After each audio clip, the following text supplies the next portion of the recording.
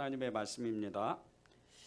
네, 그 어떠한 무기로도 정말 이 세상에서 가장 강력한 이런 무기를 가지고서도 도저히 무너뜨릴 수 없는 이 여리고성, 정말 엄청나게 강한 고대의 성이었습니다. 이 여리고성을 사람의 힘으로는 무너뜨릴 수 없는 그런 여리고성을 하나님의 힘입어서 이 이스라엘 백성이 이 여리고성을 무너뜨렸습니다. 그리고 나서 그 여리고성 앞에 여리고성을 지나서 아주 초라하고 작은 이 아이성을 만납니다. 그 아이성을 정말 이스라엘 백성이 다 갈 것도 없이 2-3천 명만 들어가서 한 번만 딱 손을 대면 그냥 무너질 것 같은 이 아이성 전투에서 이스라엘 백성들이 너무나도 처참하게 패배해 버리고 맙니다. 너무나 어처구니 없이, 너무나도 정말 왜 이런 일이 일어나지? 기가 막힐 정도로 너무나 연약한 이 아이성 전투에서 이스라엘 백성들이 대패를 하는 거죠. 전쟁에서 도저히 이건 있을 수 없는 일이 여리고성을 지나서 아이성에서도 또 일어나는 겁니다. 여리고성에서는 승리를 했지만 아이성에서는 정말 너무나 말할 수도 없을 정도로 이스라엘 백성들이 간담이 높고 정말 두려움에 휩싸여서 어찌할 바를 모를 정도로 전쟁에서 패한 거죠. 근데 그 원인이 딱 한 사람, 오늘 말씀 속의 주인공인 그 아간이라는 이 한 사람 때문에 이스라엘 백성들이 전쟁에서 진 겁니다. 이 아간의 죄는 다른 어떤 무슨 엄청난 이렇게 마치 죽일 것 같은 사람을 살인하고 그리고 정말 하나님이 도저히 용서할 수 없는 그런 죄를 진 것이 아니고 아주 너무나 그냥 우리가 보통 평범하게 지을 수 있는 그런 죄를 이 아간이 집니다. 질 좋은 신할산의 외투 한 벌과 은 200세겔과 50세겔 되는 무게의 금덩이 하나를 훔쳤는데 이게 과연 죽을 죄인가? 그리고 또 이게 이스라엘 백성 전체에 영향을 끼치고 이 전쟁에서 정말 엄청난 패배를 이렇게 맛보는 그런 죄였던가? 이 아간의 죄가 우리가 볼 때는 별것 아닌 것 같은 그런 죄입니다. 그런데 이 아간의 죄는 이스라엘 전체를 다 아예 멸망시킬 정도로 하나님의 큰 진노를 가져오는 죄였습니다. 1절을 보겠습니다. 이스라엘 자손들이 온전히 바친 물건으로 말미암아 범죄하였으니 이는 유다 지파 세라의 증손 삽디의 손자 갈미의 아들 아간이 온전히 바친 물건을 가졌음이라. 여호와께서 이스라엘 자손들에게 진노하시니라. 하나님이 얼마나 화가 나셨는지 정말 이스라엘 백성 전체를 다 아예 그냥 멸망시키려고 그런 마음까지도 가질 정도로 하나님이 크게 분노를 하십니다. 이 죄가 도대체 무슨 죄길래, 이 아간이 지었던 죄가 무슨 죄길래, 죄가 그렇게 무섭습니다. 죄는 아무리 작은 죄라도 하나님 앞에 짓는 이 죄들, 이 죄는 무서운 힘을 가지고 있습니다. 공동체를 아예 위험에 빠뜨릴 정도로 죄의 힘이 엄청 강합니다. 그리고 빠르게 진행을 합니다. 이 아간 한 사람의 죄가 250만 명이나 되는 이스라엘 민족 전체에 미쳐서 이 아이성의 전투에서 정말 어처구니 없이 패배해버리는 그런 너무나 있을 수가 없는 그런 일들이 실제로 거기에서 일어난 겁니다. 이 아간의 죄를 가만히 우리가 살펴보면 사실은 욕심 하나입니다. 아무도 눈여겨보지 않았던, 아무도 살펴보지 않았던 이 욕심 하나 때문에 그 외투 한 벌, 금덩이, 은덩이 그것을 아무도 모르게 가져온 그 욕심 하나 때문에 이 아간이 하나님 앞에 돌에 맞아 죽어야 되는 그런 죽을 죄가 되는 겁니다. 그런데 이 욕심이 아간의 죄, 이 욕심은 사실은 탐욕의 죄입니다. 하나님이 도저히 용서할 수 없는 탐욕스러운 이 죄죠. 이 아간이 품었던 이 욕심, 이 탐욕은 이스라엘 백성들에게 전체적으로 만약에 퍼졌다면 무서운 결과를 낳습니다. 서로 좋은 물건을 가지려고 이 여리고 성 안에서 여리고 성을 무너뜨리는 게 아니고 이스라엘 전체 공동체가 다 무너질 뻔했던 그런 엄청난 죄인 겁니다. 죄가 죄를 낳고 그 죄가 빠르게 번져서 이 이스라엘 백성들이 전체적으로 아간과 같은 마음을, 그 탐욕의 마음을 품었다면 그 안에서, 공동체 안에서 서로를 죽이고 서로를 속이고 미워하고, 그러므로 인해서 이스라엘 백성들은 완전히 이 땅에서 사라졌을 겁니다. 이렇게 이 탐심, 이 탐욕의 죄가 무섭다는 거예요.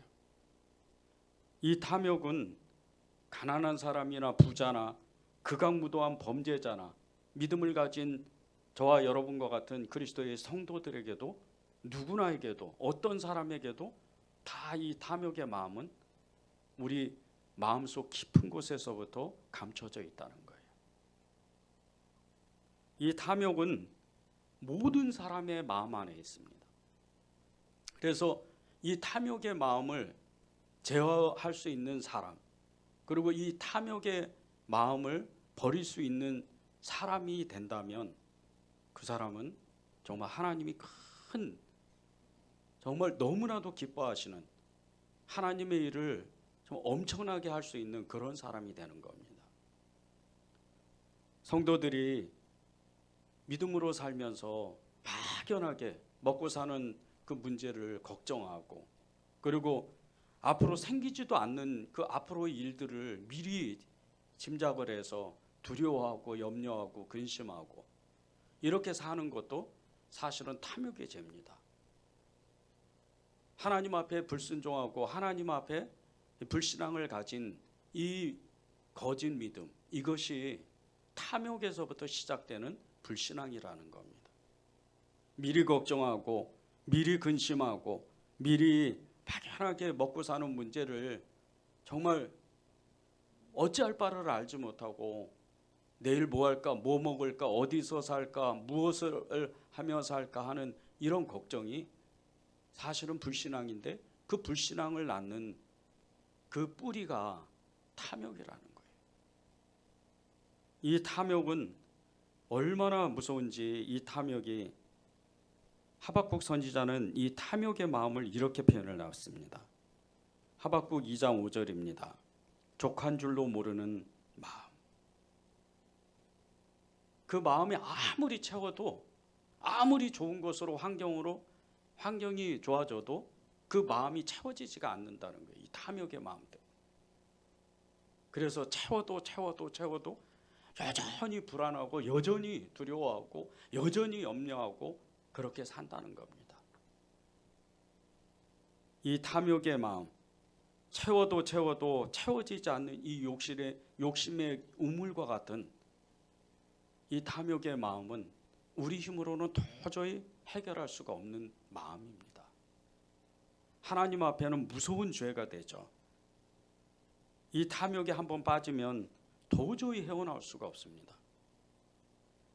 빠져나오려고 애를 쓰면 쓸수록 깊은 수렁에 빨려 들어가서 그곳에서 계속해서 무언가를 탐하는, 무언가에 대한 탐심의 그 마음 때문에 어찌할 바를 알지 못하고 절절매는 거예요. 이 탐욕의 마음은 끝내는 우상 숭배를 만듭니다. 우상 숭배의 죄로 가게 돼 있어요. 이 탐욕을 버리지 못하면 끝내는 하나님과 함께 세상을 섬기는 거예요. 그래서 하나님과 돈을 겸해서 섬기지 못한다는 거예요. 그런데 이스라엘 백성들이 하나님도 섬기고 세상 신도 섬기고 하나님도 섬기고 돈도 섬기는 그런 민족으로 나중에 타락해버리는 거예요. 돈은 일만하게 뿌리다. 돈을 좋아하는 사람, 돈에 대한 탐욕이 있는 사람, 돈에 대한 집착이 있는 사람, 이런 사람은요 끝내 우상숭배의 죄를 짓고 말 수밖에 없어요. 하나님이 그 마음에서 역사를 못하는 겁니다. 돈을 쫓아가기 때문에. 돈을 벌려고 애를 씁니다. 그러다 보면 많은 시간 동안 그 돈을 벌려고 이 생각 저 생각 또 이 행동 저 행동을 하다 보니까 하나님은 온데간데 없어지는 거예요. 하나님을 쫓아야 되는데 돈을 쫓아가서 그 깊은 수렁 속에서 헤어나오질 못해요. 그렇게 탐욕의 죄가 무섭다는 거예요. 이 탐욕의 죄가 우상숭배의 죄를 짓게 만드는데 2011년에 미국의 유명한 신학자인 존 파이퍼 목사님과 그리고 4명의 목사님들이 책을 하나 썼어요. 7가지 치명적인 죄라는 책을 썼는데 이 7가지 치명적인 죄가 이렇습니다. 교만, 시기, 분노, 나태, 탐욕, 탐식, 정욕. 이 7가지가 우리의 마음 안에서 저 깊은 곳에, 우리의 마음 깊은 곳에서 활동한다는 거예요. 처음에는 잘 모르는데 믿음으로 살고 하나님 앞에 정말 봉사하면서 애쓰면서 살아가는데 어느 순간에 보면 우리의 마음에 이 7가지의 치명적인 죄들이 계속해서 스물스물 올라온다는 거예요. 그 중에서도 이 탐욕의 죄는 하나님 자리에 다른 무언가를 두고 가장 강렬하게 원하는 우상 숭배와 같은 그런 죄라는 거예요. 하나님 자리에 탐욕의 그 자리를 차지하고 탐욕이 그 자리를 차지하고 무언가를 강렬하게 원한다는 거예요. 하나님보다는 자신이 요구하는 것, 자신이 소원하는 것, 자신이 갈망하는 것이 훨씬 크다는 거예요. 이게 우상 숭배의 죄라는 거예요. 마태복음 19장 16절에서 22절에 보면요, 이 부자 청년 이야기가 나오는데 예수님이 얼마나 사랑하시는지 몰라요. 그는 율법에 아주 그냥 통달했던 사람이에요. 그리고 돈도 아주 많았던 사람이었어요. 그래서 예수님이 이 사람은 됐구나, 이 사람은 내 제자가 될 만하구나, 그래서 너무 칭찬을 했어요. 그리고 맨 마지막에 그 부자 청년에게 예수님이 이렇게 말씀하신 거예요. 너는 진짜 믿음이 있다. 너의 가진 모든 돈을 가난한 사람에게 나눠주고 나를 따라오라. 만약에 이 부자 청년이 예수님을 따라갔으면요, 베드로보다 훨씬 더 수제자가 됐을 거예요. 그런데 성경에는 정반대로 나와요. 이 부자 청년이 예수님의 말씀을 듣자마자 근심을 해요. 어찌할 바를 몰라요. 쩔쩔매는 거예요. 그 몸을 어찌할 바를 모르고 그 자리에서 우물쭈물 하다가 쩔쩔매다가 근심하고 그리고 예수님을 떠나버려요. 예수님이 그 부자 청년의 등에다 대고 돈과 하나님을 같이 섬길 수 없다. 그는 영생을 놓쳐버리고 말아요. 돈을 쫓아가 버려요. 누가복음 12장 16절 21절에도요. 농사가 엄청 잘 돼가지고 정말 너무나 열심히 일한 그 대가로 다른 사람보다 훨씬 많은 소출을 얻은 농부 이야기가 나옵니다. 그런데 그는 정말 이 많은 풍년된 이 소출을 어떻게 보관을 할까 하고 창고들을 만들어요. 열심히 만듭니다. 열심히 만들고 거기다 곡간을 놓고 그 곡식들을 바라보면서 그 마음이 너무나도 흐뭇한 거예요. 그때 주님이 찾아오셔요. 내가 오늘 밤 네 생명을 내가 가져가면 이 많은 재산이 누구의 것이 되겠느냐. 하늘의 보화를 쌓아야 되는데 이 부자, 이 농사꾼은 땅에 자신의 재산을 어떻게 하면 더 불릴까 하고 땅에 관심이 있는 거예요. 세상사에 관심이 있는 거예요. 이게 우상숭배의 죄입니다. 이 두 사람의 공통점은 돈이 우상이 됐어요. 아예 돈에 묶여가지고 빠져나오지를 못해요. 예수님이 직접 찾아가셨는데도 빠져나오지를 못해요. 그래서 주님이 말씀하시는 거예요. 누가복음 12장 15절입니다. 모든 탐심을 물리치라. 사람의 생명이 그 소유의 넉넉한데 있지 아니하니라. 하나님을 겸해서 돈은 절대 섬기지를 못해요. 돈도 섬기고 돈도 많이 벌어야 되겠고 하나님도 내가 잘 믿고 하나님이 주신 돈으로 하나님의 일을 내가 하면 되지. 많은 사람들이 그렇게 생각해요. 그런데 돈 쫓아가다 보면요, 하나님 잊어버려요. 나중에 돈을 많이 벌어도 하나님을 못합니다. 왜? 이미 돈의 그 위력에, 돈의 힘에 사로잡혀 있기 때문이에요. 하나님보다 돈을 먼저 생각해요. 어떻게 쓸까, 무엇을 할까, 뭐 또 어떤 차를 살까, 어떤 집에서 살까, 그 연구만 하는 거예요. 그래서 우상숭배의 죄를 짓게 되는 거예요. 이 탐욕의 죄는요, 죽음을 부르는 저주 같은 힘이 있어요.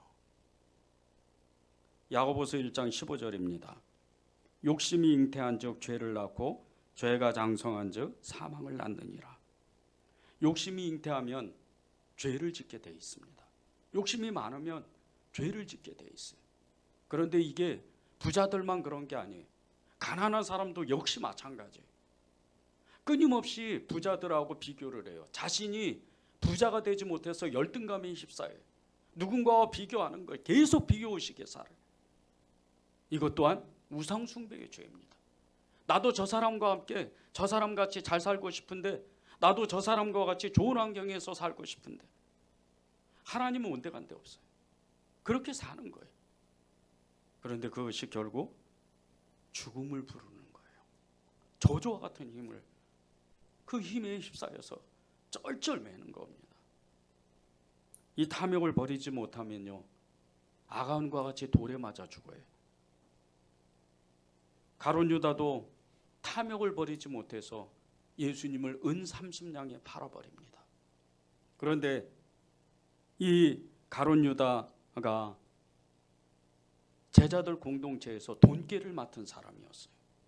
그런데 그 돈깨를 맡은, 재정을 맡은 이 사람이 도둑이라는 거예요. 저는 도둑이라. 그 마음을 버리지 못하니까 끝내 예수님을 팔아버려요. 은 30냥이 작은 돈이 아닙니다. 이 은 30냥으로 대제사장들이 밭을 샀어요. 지금으로 말하면 공동묘지를 산 거예요. 그럴 정도로 많은 땅을 사는 거예요. 이렇게 탐심에 한번 사로잡히니까 예수님의 제자인 가룟 유다도 예수님을 팔아넘겨버려요. 죽음을 부르는 거예요. 그리고 가룟 유다가 어떻게 돼요? 자살해버립니다.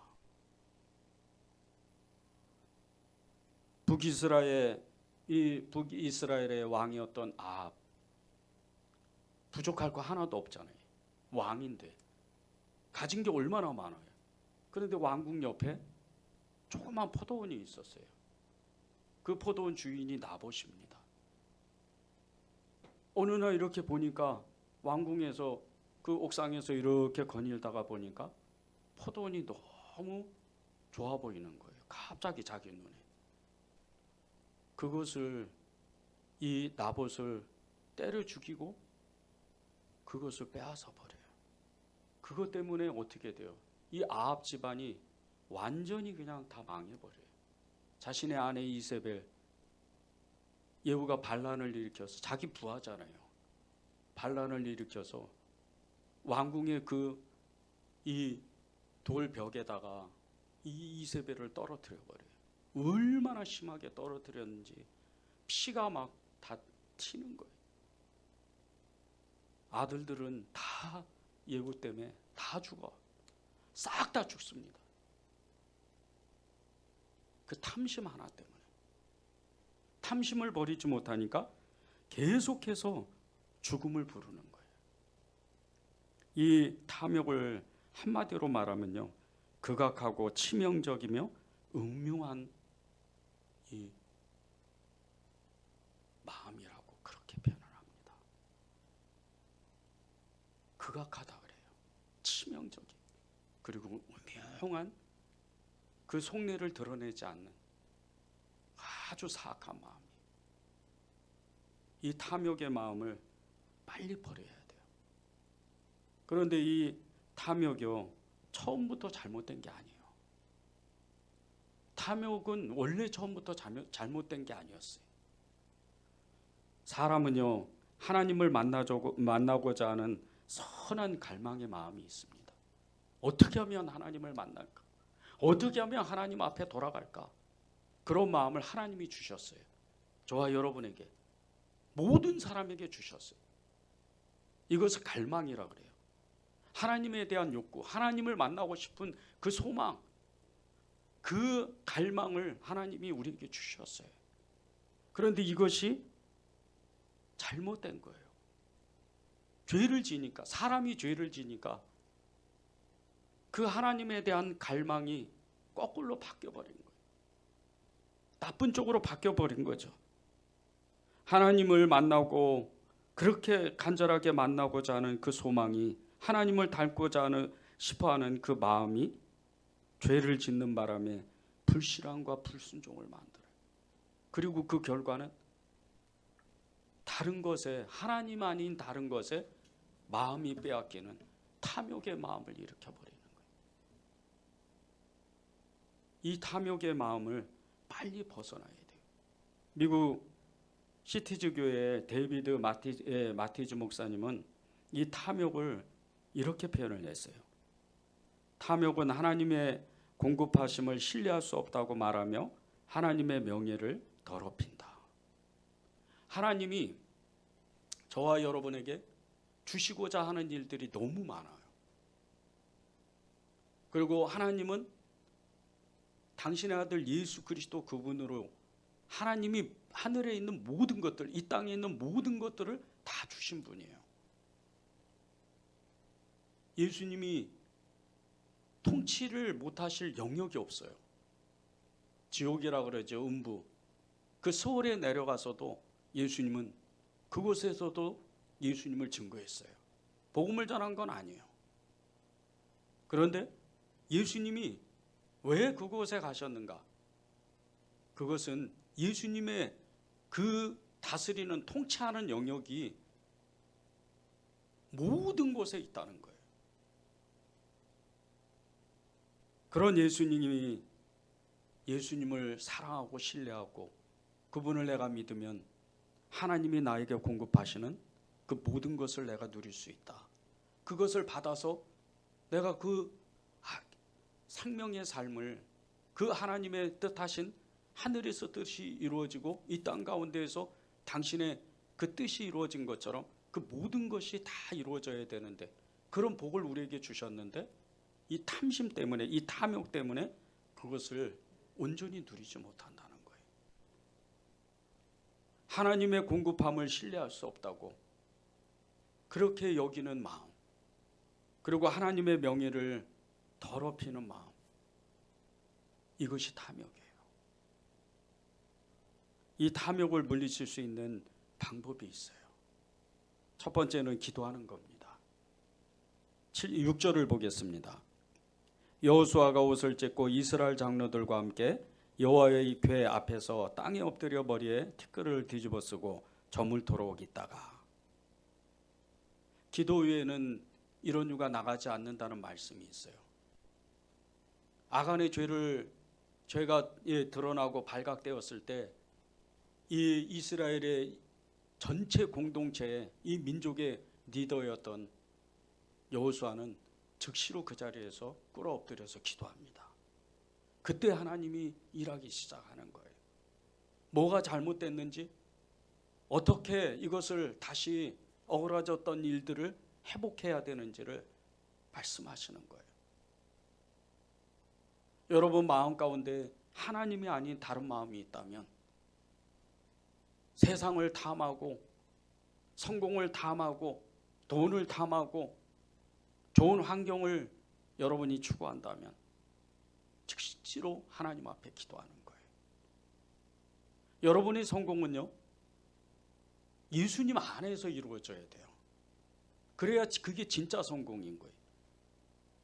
여러분이 좋은 환경도 예수님 안에서 이루어져야 돼요. 그래야 주님의 뜻이 그곳에 임하는 거예요. 여러분의 힘으로, 세상의 어떤 물리적인 그런 힘으로 여러분이 성공한다면 그건 하나님의 영광이 드러날 수가 없어요. 예수님이 하셨습니다. 주님이 하셨습니다. 이 고백은요, 하나님이 진짜 하셨다는 것을 내가 고백하는 거예요. 그런데 그 마음은요, 하나님이 우리에게 처음부터 주셨던 마음이었다는 거예요. 왜 기도를 해야 되나? 왜 하나님 앞에 주님의 뜻을 구하고 우리 안에 있는 이 탐욕적인 마음들, 그것을 물리칠 수 있도록 하나님 앞에 호소해야 되는가? 그것은요, 우리가 알지 못하는 이 탐욕의 마음이 우리 안에 숨겨져 있기 때문이에요. 아간이 어떻게 합니까? 아무도 모르게 그 여리고성에 엄청난 승리의 계가를 부르고 온 백성들이 찬양하고 하나님이 하셨습니다 고백할 때 뒤로 가서 몰래 그 금덩이들과 은덩이들과 외투를 몰래 가져와서 아무도 모르게 자신의 장막에 땅을 파서 거기다가 깊이 숨겨둬요. 이것이 탐욕의 마음이에요. 이것을 꺼내려면 기도밖에 없어요. 통곡하고 기도하고 회개하고 기도하고 하나님의 뜻이 임하도록 기도할 때 이 탐욕의 마음이 다 해결되는 거예요. 두 번째는 탐욕을 일으키는 이 마귀와의 전쟁을 선포하는 거예요. 13절입니다. 중간에 있어요. 너희는 내일을 위하여 스스로 거룩하게 하라. 너희는 내일을 위하여 스스로 거룩하게 하라. 하나님이 정말 울며 불며 기도하는 여호수아에게 이 아간의 죄의 문제를 해결하기 위해서 하나님이 말씀하신 것은 스스로 마음을 겸비하고 거룩하게 준비하라는 거예요. 우리가 매 순간 하나님 앞에 이 마음을 가져야 돼요. 이 탐욕을 버리겠다고 하는 마음이요, 이것이 한 번의 선택으로 되지 않아요. 내가 이제 오늘부터 탐심을 버려야지, 나는 결단했어, 이런다고 이 탐욕이 없어지는 게 아니에요. 이 탐욕은 끊임없이 우리를 격동시키고 찾아옵니다. 그래서 이 탐욕을 없애려면 날마다 매 순간마다 이 탐욕과의 전쟁을 선포해야 돼요. 계속해서 이 사단이 내 마음을 격동시키는 것을 예의주시하고 이 탐욕과의 전쟁을 선포하는 거예요. 그렇게 날마다 거룩하게 살기를 결단하면 어느 순간요, 주님의 마음이 탐욕의 그 힘을 누릅니다. 탐욕은 없어지는 게 아니에요. 죄는 없어지는 게 아니에요. 성령이 강하게 임하고 성령 충만하고 예수 그리스도의 그분의 말씀과 그분이 우리를 100% 주장하기 시작하면 죄의 그 힘은 힘을 쓸 수가 없어요. 죄는 사라지지 않지만 우리의 평생에 힘을 쓸 수가 없는 거예요. 더군다나 이 탐욕은요, 완전히 꺾어집니다. 세 번째는 탐욕의 은밀한 마음을, 이 탐욕적인 은밀한 마음을 고백하는 거예요. 21절입니다. 내가 노력한 물건 중에 신할산의 아름다운 외투 한 벌과 은 200세겔과 그 무게가 50세겔 되는 금덩이 하나를 보고 탐내어 가졌나이다.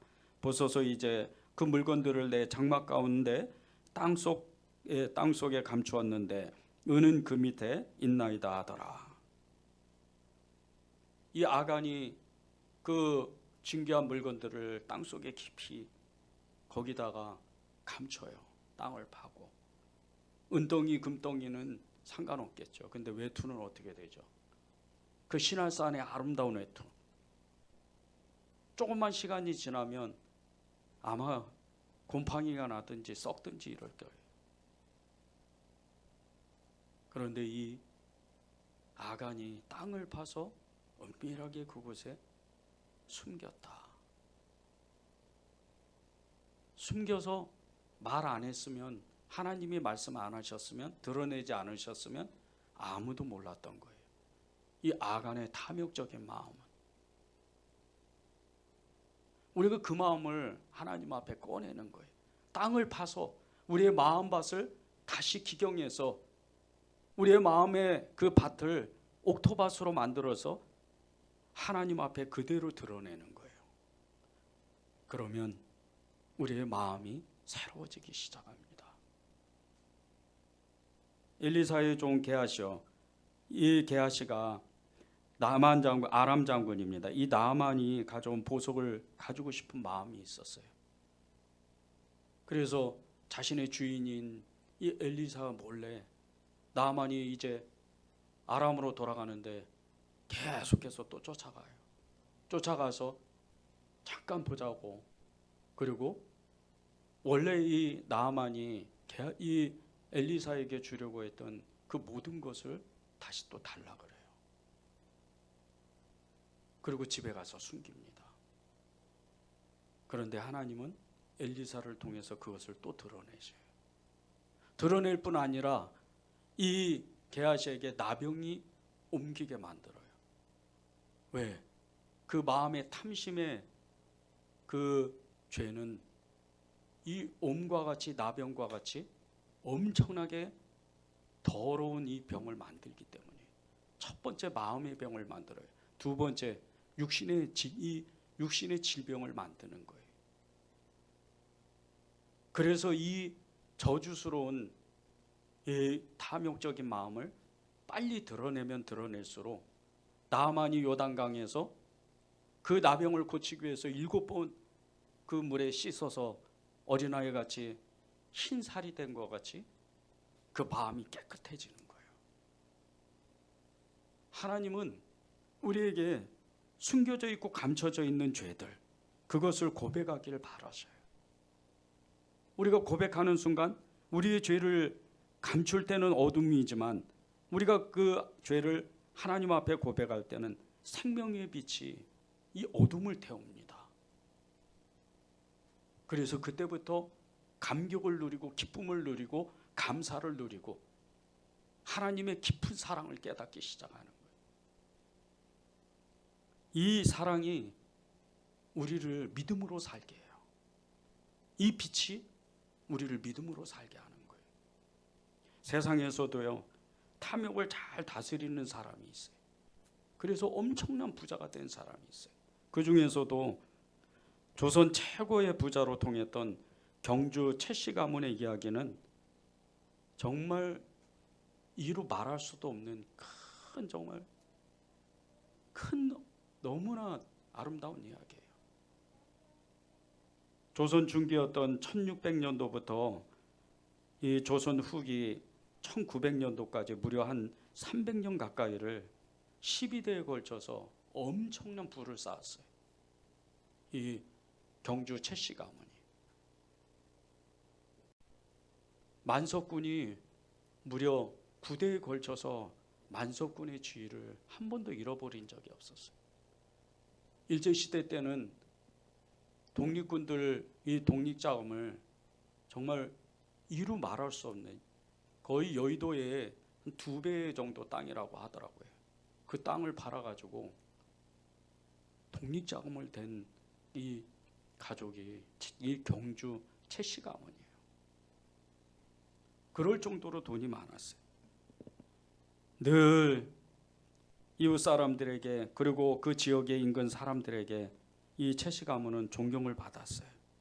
그런데 이 최씨 가문이 부와 명예를 동시에 누렸던 것은 이 조상적부터 내려오는 그 가훈을 잘 지켰기 때문이에요.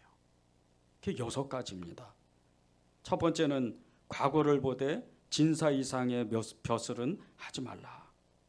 이것은 이 부자가 정치에 관여하기 시작하면 정쟁에 시말려서 끝내는 패망하고 만다는 뜻이에요. 그래서 진사 이상의 벼슬은 하지 마라. 그렇게 후손들에게 가르쳤어요. 그리고 경제적으로 부자가 돼서 국가에 정말 많은 선한 영향력을 끼치라고 절대 높은 지위를 갖지 말라는 거예요.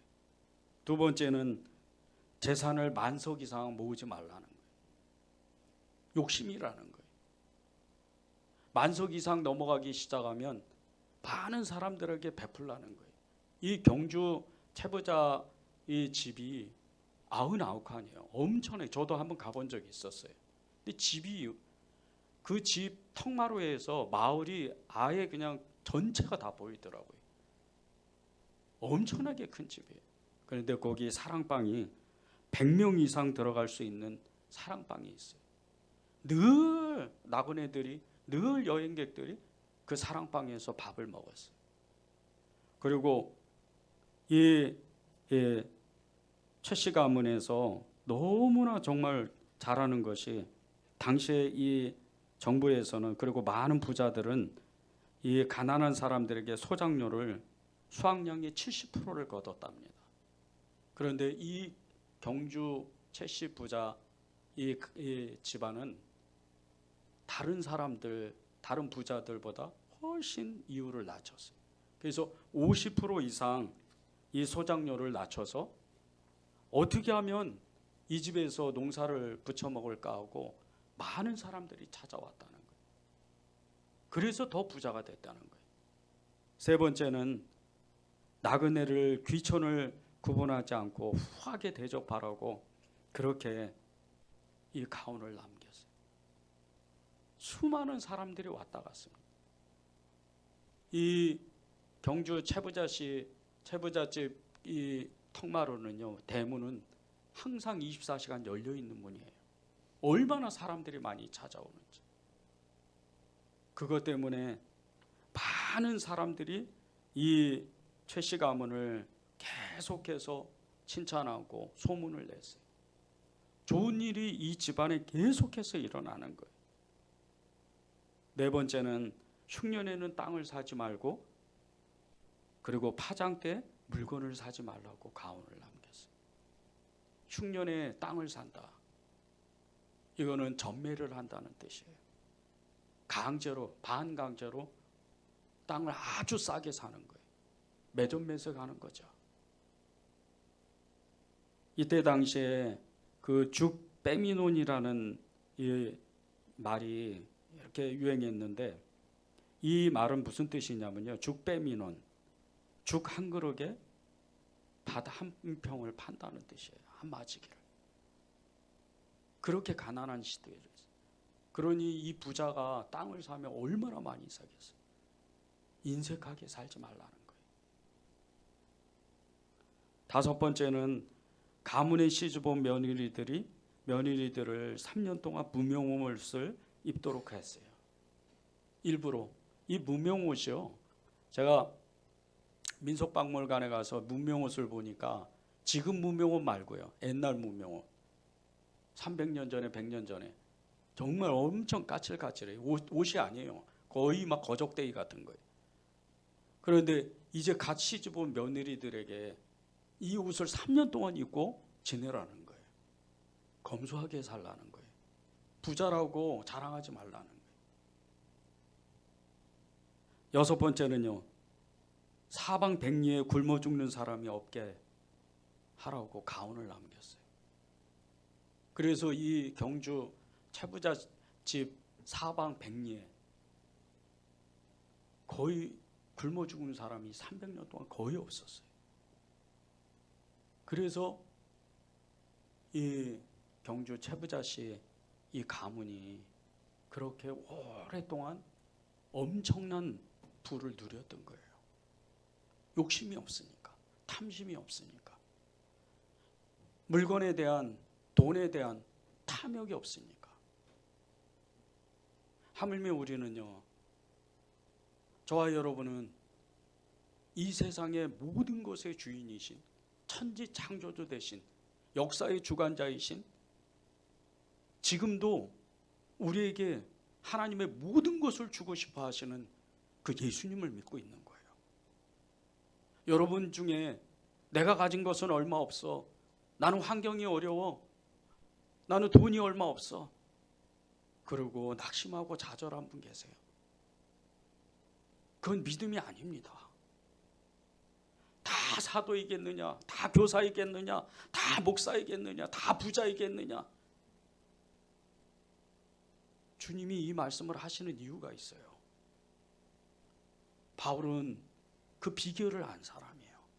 내가 풍부에 처할 줄도 알고 비천에 처할 줄도 알고 삶의 일체의 모든 비결을 배웠다.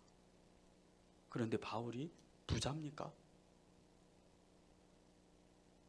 우리 영화에서 나오고 책에서 보는 그 바울은요, 진짜 모습이 아니에요.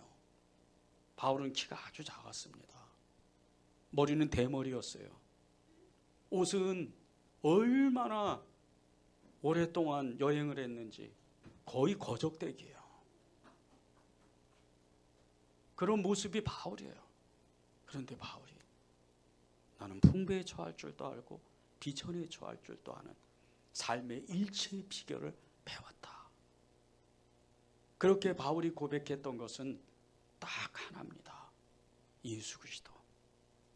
우리가 믿는 예수님, 그분 때문에 풍요를 누린 거예요. 탐심을 가지고는 하나님 앞에 가까이 갈 수 없습니다.